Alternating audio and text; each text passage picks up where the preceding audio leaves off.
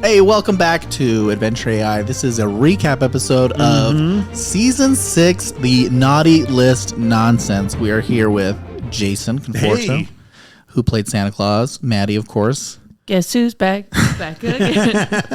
Playing Krampus, and Ross, who played the Gourd Lord. I don't know why I have such a hard time remembering with Jolly Kindle, and I keep on calling him Joy Kindle. Jolly Kindle. This is the peak of his life, as he mentioned in the last episode. Joining, this is great. I'm already on my downward spiral. Now that I'm feeling it's over. So sad. So let's talk a little bit about what went good using AI and Alex to help us create this. This was like, we came into this thinking. Jason and I talked about this beforehand. We were saying we wanted a Christmas episode to kind of wrap up the end of the year for our recordings for year one of Adventure AI. And I don't know, Jason, how do you feel? Yeah, when we first started talking about this podcast a year ago, before we started, and we started testing with what would become Alex the Language Lord, one of the very first things I did was ask Alex to write a Christmas one shot. Oh yes, I remember this. And what was that one about, though? That was about the Grinch. And yes, that there was a tree in some village town, and that he was like taking it or something. You want to take the Christmas? I don't know what it was. And you ended up fighting, or like the players would end up fighting a bunch of Grinches. Yeah. Like Grinch was more of a race. monster or race. Yeah. And so it was like, but it was cool. And I remember like we were screwing around and you got like, we had to make a Christmas elf for you to play. Yes. Holly Jolly. Holly Jolly That's was right. the one that you were going to play. And this was just all testing. And I whatnot. totally forgot about that. But ever since then, like we spent a year doing whatever we were doing on Adventure AI, and the whole time I was like, Christmas is coming. This is getting fat. Like I've been waiting for this.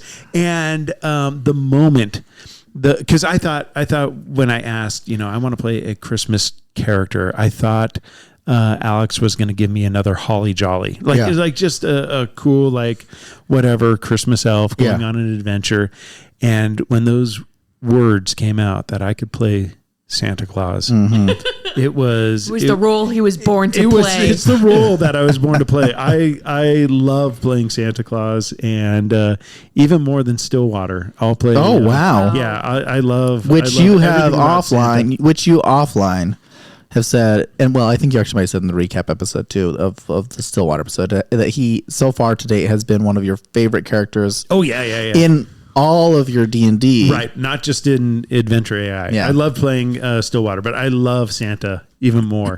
and that was just the coolest part for me was because I never considered that a player could play a character like that. I assumed it would just be off the table, but why not? But let's contrast that real quick. If you all remember when we did the character creation episode, Ross, you asked for, when we asked Alex, we said, hey, create a character like Jack Skellington, right? He's like, Jack Bonesington.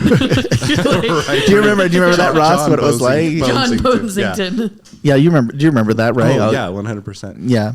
What were your thoughts on that? Well, I think so. There's a couple points to this. When we're doing this here, as I've mentioned before, when I'm doing this with you, it's a little bit chaotic. Yeah. Right. We're on the fly. Like you guys aren't editing out a lot of this. And correct. So we're kind of on our feet. When I'm doing this, coming up with my ideas, I'm really thinking through. I'm really phrasing it carefully. Yeah. With the AI tool that I'm using. Using specific wording, you could refine it, right? So when we just type in like one word, very little context, give me a D&D character based off of Jack Skellington. Like that's what you're going to get. Yeah. Right. And I think that's one of the things that as we're looking at AI generated content that we are missing, that a lot of people are missing, is that AI is a tool. You still have to refine how you use that tool. You have to learn the tool. You have to learn how to refine the process. And it's not just something that you're going to come up with quality content by just typing in something once and getting this perfect image, perfect paragraph, perfect anything, right? And so I think that really exemplified it. A lot of my character creation actually happened when I took it back home and started brainstorming with it offline. So. Yeah. And for context, like Ross, for his job, actually works with artificial intelligence and other types of tools in that. So you do have a lot of familiarity with that, right? Yeah, and I mean, I'm more of a software engineer than I am a ML engineer, but I support the ML guys, but get to tinker a lot, and I actually use a lot of the techniques I've learned from this podcast and listening to you guys in my own creative endeavors. Yeah. Used a lot of these skills. So, and it is interesting. Like that is part of like the hilarity, I guess, that we end up having in this podcast is because we don't refine it, right? And that's where we're like we're okay with that. Like that's the fun. And I think that when we think about when listeners listen to it, when you're making your own characters, or if you decide to use, which you probably have already. I'm guessing a lot of people who listen to this already have used some level of AI. Hopefully they are. And if they haven't, like you should, right? Yeah. Just try it out, test it out, just for fun, and kind of see the kind of things you'll get. You know what? One of the things that you can do. I know there's a lot of people that complain when it comes to D&D that I have no one to play with. Yeah. I want to get into it.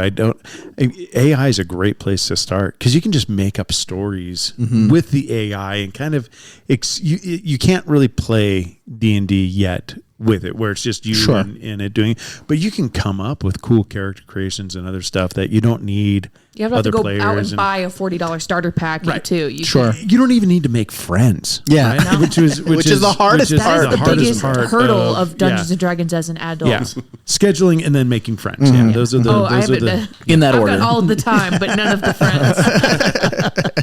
Hey, if you're listening, Maddy does need friends. So. Yeah, hit me up at Maddy Triggs on Instagram. I think that's right. So let's talk a little bit about even while using the AI, we did a couple times. We used it even during gameplay. For those of you who didn't know, thinking that Santa Claus was making up all of those phrases on the fly. Is that right? Yeah. So I before we started recording, after we did the character creation, I went back and I started a new chat with ChatGTP and basically told it, hey, I'm playing Santa Claus in a one-shot campaign. I'm going to be casting a bunch of spells.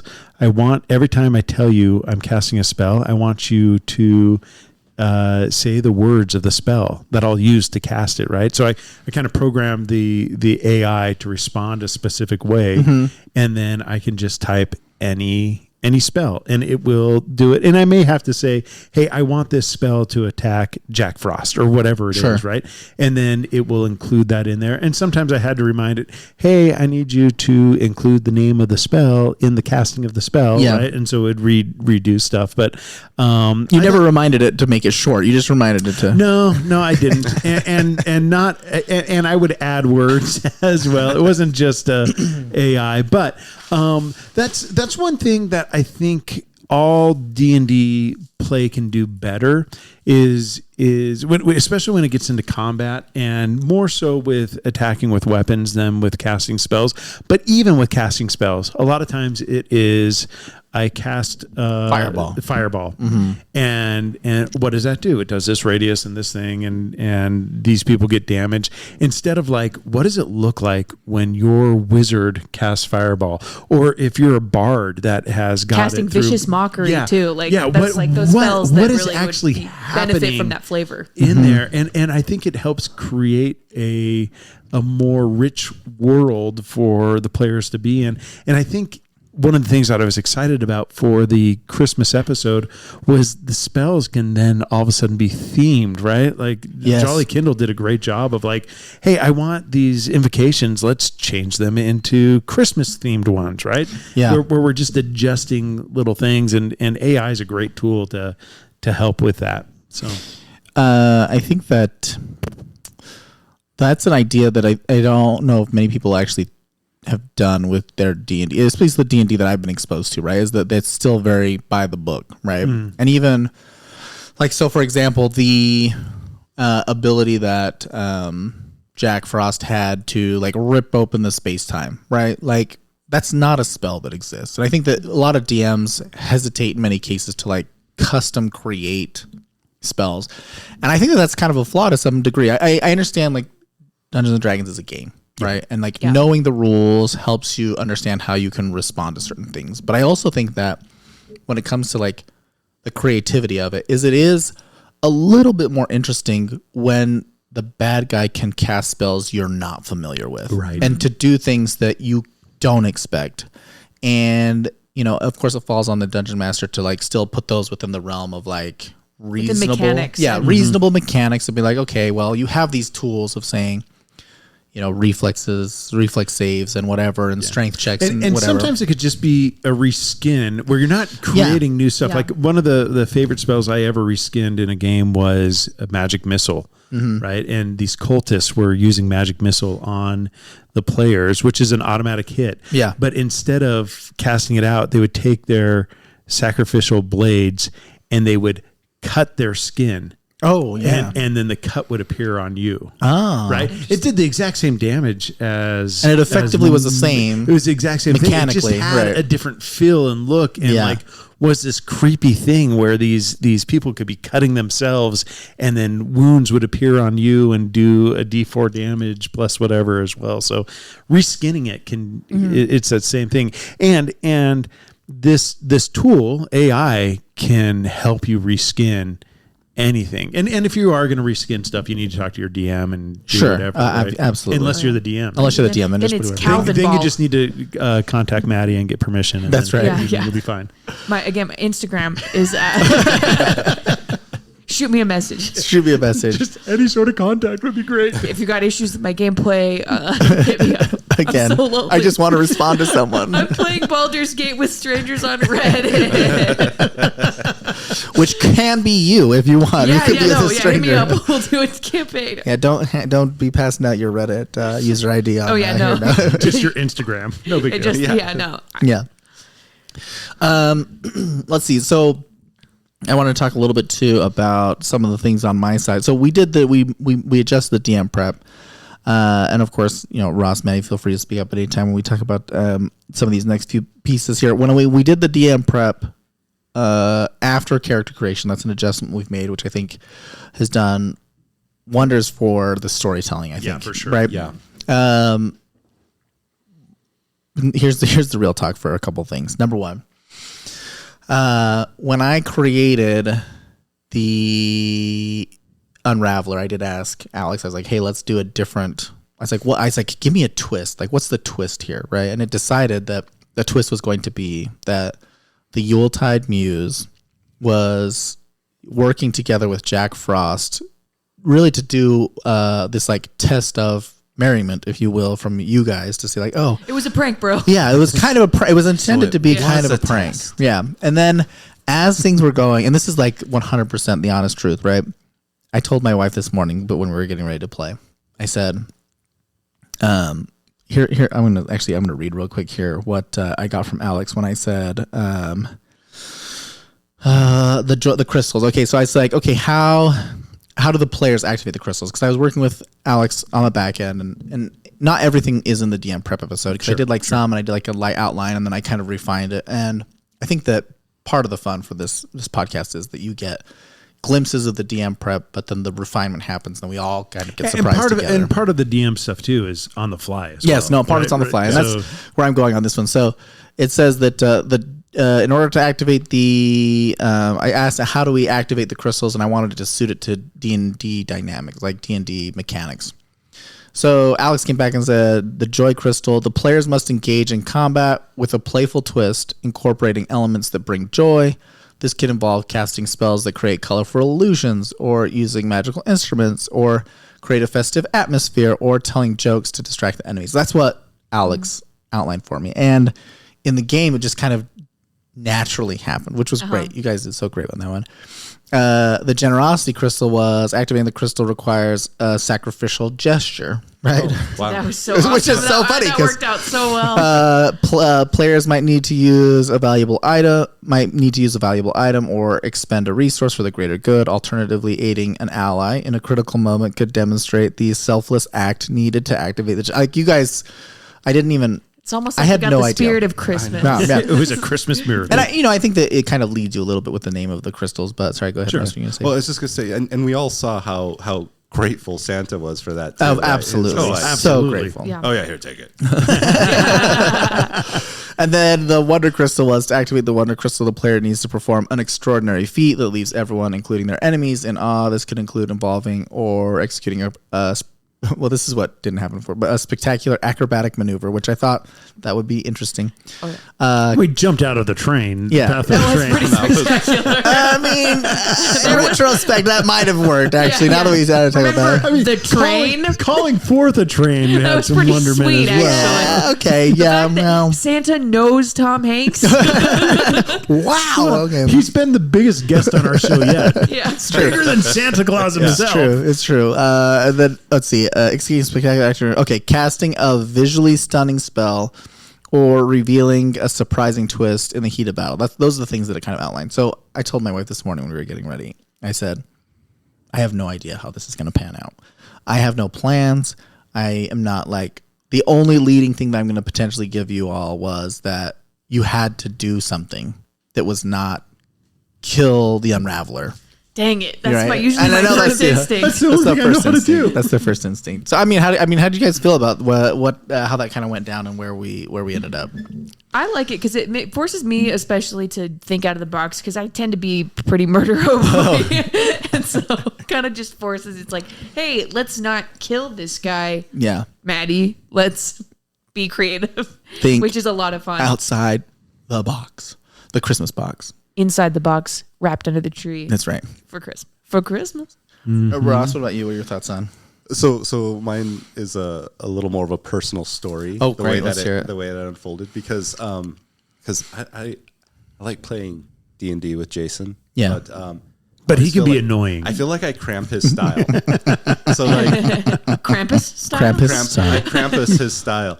So I was actually a little bit nervous because I can't tell you how many times I've been playing with Jason and like he's like you're a combat guy. Like Jason likes combat, and I always look for some way to like I want to do something different. Yeah, sure. I want to avoid it, or is there another way around this? And so I was actually feeling a little bit guilty, like a little anxious. Like, okay, I'm gonna try this, but what if it's the wrong thing to do? So like hearing now, like in retrospect, it was the right thing to do. I'm like, oh yeah, great.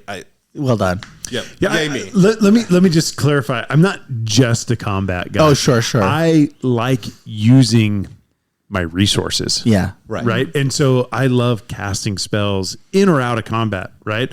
And I love what I hate in D&D is when there's a whole session and you didn't use anything that your character can do. Right. I just want to be doing. Right. So yeah.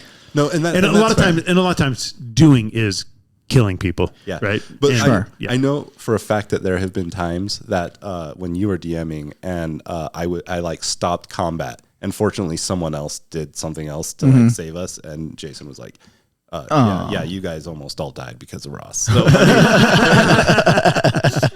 I see. I was afraid that he got you back with the almost dying because of the train incident. Yeah, right. So That's true. That's true. What goes around comes around. Yes, I think the only other thing. Well, I love puzzles like that. By the way. Oh yes, it was really fun. You just have to figure out how to activate things and do things and whatnot. So yeah. Yeah, and Alex and ChatGPT that we're using, right? It's still not very good at creating those in a way that like fits within the mechanics of Dungeons and Dragons. So when you're using it, and what we've been seeing is we've been using it is like it will like put you in a direction, but like the last 40%, you have to kind of close the gap yourself. A lot of times when you're like human intelligence, a lot of times when it's like come up with a puzzle, it'll be like, okay, make a bunch of levers, and they have to pull the levers to make things happen. It's like, you didn't come up with a puzzle. You came up with a box to put a puzzle in. Like what do the levers do? Like that's what I'm really asking. Yeah. And those can be the hardest things to come up with as a DM. It is, but that's part of the refinement process that I was kind of talking about earlier. And this is where I use ChatGPT a lot. But let's take for example like the eggnog elixir when we first started with all this. Yeah. I think so. I'm gonna read a little bit, but it says, let's see, what what you gave me for the eggnog elixir was the character can conjure a magical eggnog elixir that, when consumed, grants temporary hit points and a feeling of warmth and cheer, making them more resilient and jovial in combat. That's great. That's like great flavor text. Right. How do you play that? What's the rules? Right. So I took that back, offline, and I said, hey, now give me stats for this. Right. And then we started coming up with and asking more questions. I got starting at level 1, once per long rest as an action. You can conjure this eggnog, right? It's provides temporary hit points equal to your warlock level plus your charisma modifier. Right. And for the next hour, which we didn't call this out, but you have advantage on saving throws against being frightened and gain a +1 bonus to charisma checks. So part of it is like, get that general thing and then say, hey, do you like it? Right. And now start refining that process. Ask more questions. Alex is really good at that, especially if you've got like an idea that will help you kind of fill in details. Yeah. No, and I think you're right. You're right in the sense, Ross, when you talk about, you can push Alex to do some of those things. Like if you said, no, I want you to do give me specific rules within the context of Dungeons and Dragons 3rd edition. And it will do that. Like it will be like, oh, it's this. It's like it will come up with things and say, are you still on 3rd edition? Did I say 3rd? I said 3rd. Did I say 3rd? Yeah, I'm sorry. That's just a reflex because that was the one. Baldur's Gate 3 is on your mind. No, I think it's just the majority of my life. I think I just played 3rd edition for so long. It's just like ingrained. I think there was one of those editions that I had memorized. Also, the differences between 3 and 3.5. I knew that. I knew those. It was like, oh no, let me tell you why. But it can do that. Like you can be like, oh, we need to make this a spell that does X, and it's like, okay, well, here, create like a spell card. Like it will format it for you too if you ask it to, but that's the refinement piece that I think you need to do. Other comments or thoughts there? I can tell you all what Alex came up with if you lost. Yeah. I always love that. So I was actually thinking that there was going to be a time period. I was going to have a time aspect to like a number of rounds that if you didn't do it in enough time, of course, things did not work. Like the first bit that you banished him was like, okay, well, all right. That's going to make things weird. That's so D&D, very DM-ish. But I was going to do like a period of Banishment time. actually works a lot better when there's minions. Oh, yes, that's true. There's really nothing to do. But as a 1v1. At least it gave us time to think. We saved Christmas. Yeah, and even that one was just like, all right, well, if he's going to be banished for 1 minute, it's going to be 1 minute in real time or as close as we can get. So we had to act quick. 10 minutes later, he appears. Let's see. It says, if the players fail to redeem the Unraveler in time, the chaotic essence consumes him completely, transforming him into a malevolent force known as the Kringle's Bane. Ooh. Then we could kill him. Dang it. Yes, the shattered Yule That's crystals. how you solve the puzzle. Yes. Let him turn all the way evil, and then kill him. Puzzle solved. That's how Krampus saves Christmas. It says the shattered Yule crystals amplify his dark magic, turning the North Pole and surrounding realms into a nightmarish reflection of holiday horror. Kringle's Bane unleashes a wave of twisted holiday anomalies that warp time and reality. Misfit toys become nightmarish monstrosities that terrorize the inhabitants of the North Pole. The once magical creatures. That'd be cool to do a whole campaign in this like wasteland of Christmas. Yeah. Oh yeah, that would be Christmas wasteland. Once magical creatures and spirits of the holiday season are corrupted, embodying the dark reflection from their former festive selves. This was my favorite part, which I was kind of hoping was going to happen because it would have been fun. Santa Claus is stripped of his magical powers. This whole thing is all what Alex says happens. Santa Claus is stripped of his magical powers and festive spirit and is imprisoned in a realm of perpetual winter. not the polar prison. The polar prison! Just hanging out with his polar bears, drinking some Coca-Cola. Yeah, unable to bring joy to the world. He, at all. He stops being a cleric and becomes a fighter. That's right. The heroes, you're stripped of your cleric and become a normal fighter. A bear fighter. A bear fighter. With shark hands. No. The heroes, now scorned and marked by the failure to save the Unraveler, are cursed to wander through the fractured landscapes, witnessing their eternal suffering caused by the naughty list nonsense. And then it says, harsh. it was bad, right? I thought we were just going to have a bad 25th. I mean, it's And then we just move on. Yeah. yeah, no. Next year will be better, kids. The bad kids are just going to get presents this year. Yeah. That's no biggie. The last thing it said here was the holiday chaos spills beyond the North Pole. Other realms are dragged into the abyss of Kringle's bane influence. Festive celebrations become grotesque nightmares, and the once hopeful denizens of these realms fall into despair, is what it said. Wow. So, you know what would be rad, though, is if Mrs. Claus took up the mantle. as the Yeah. Santa Like Claus, this underground, like Christmas presents in this Christmas wasteland. She breaks Yeah. Santa out of jail. He's got Yeah. the teardrop tattoos, but they're Hershey's kisses. yeah, her little Hershey's Kisses. Yeah, I kind of want to do like so maybe next year we do The fall of Christmas. the bad Christmas time, wasteland. Yeah, Oh, we yeah. do the bad timeline. Oh man, we'll have to What see. happened? Yeah. See if we remember. If we remember, yeah. What was it? Spoiler, we weren't. We won't. Spoiler, we won't. One of the things I want to note here was that I literally, so I read that and I had that in my mind as like the bad result, but it legit did not connect for me until literally tonight as we were playing. But I was like, oh, this book can just be Halloween. Like I literally turned the book to a Halloween book at the moment that we handed it over to you. Oh, nice. really? Yeah. Oh, that's funny. No one had ever looked at it. We didn't know what it was. I was like, oh, I'm not really sure what I'm going to do with this book. Maybe it's just like an evil tome that's just like pulling the Christmas spirit. And then it was just like the whole thing was in front of me the whole time. I was like, no, this is Halloween. Halloween. This AI is is pretty Halloween. good, This is but Halloween. HI is better. That's right. So yes, it all just kind of came together. You guys did a great job. I was actually really happy about where that all went. So any last comments, Jason? No, I had a blast. Thank you. That's all I got. It Fantastic. was an honor and a privilege saving Christmas with you guys. You know, I do have a last. okay. It always takes me a moment. I would be happy playing. I thought about this week. Yeah. Every single campaign ever again in my life, I would love to play Santa Claus. and like Santa, why can't he be a rogue? Why can't he be a He was ranger? always breaking into people's houses. That's perfect. for You could take him on just like any class, level 1 through 20, and just have a period in his life where this is, and he could be doing his thing. Right? Yeah. Santa This Claus is a like level Batman 20. Year 1. This is Rogue. Rogue, level 20. 2 or whatever he Yeah. is, right? Like I forever want to play Santa Claus. Yeah. Well, That's my final thought. we'll see what your next character looks like. His name, Yeah, his name is Christopher Krangle. Yes. Maddie, thoughts? Final thoughts? Or No, I was just saying it was an honor to save Christmas with you guys. Thank you. It's an honor to serve with you. Server. Thank you. Serve I'm Christmas saluting you. with For the listeners at home. For listeners at home, Ross, thoughts?